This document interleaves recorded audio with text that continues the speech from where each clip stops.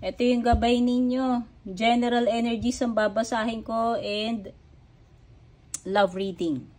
Okay? Start kay Aries.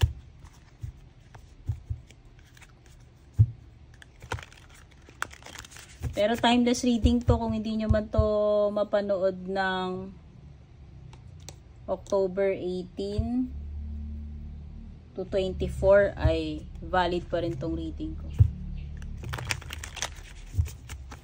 Okay. Para sa iyong general energies, ang ganda. Short reading lang to ah. 9 of Cups. Wow! So nakikita ko, magiging happy ka.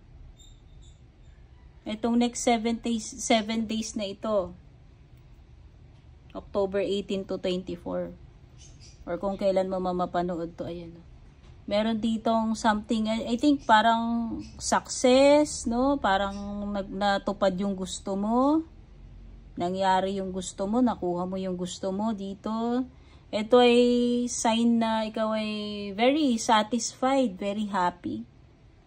Kontento. So kung ano mang result yan, or kung ano mang ganap, meron. Okay? Ito ay wish come true card by the way. Kaya ito ay magandang sign. No? Kung meron kayong hinihintay na balita, hinihintay mangyari.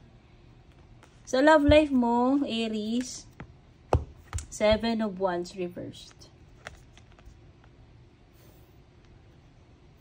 By the way, mga zodiac signs na meron dito, water. Water tsaka fire. Cancer, Scorpio, Pisces sa water. Kung di nyo alam yung water, fire, Aries, Leo, Sagittarius. Alam mo, parang ayaw na nito eh. Ayaw na mag-continue. Or ayaw nang, hindi na buo yung loob or desidido na ilaban pa.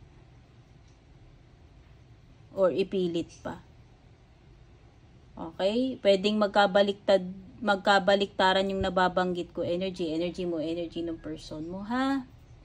So, yan. Nakuha kong energy for you, Aries.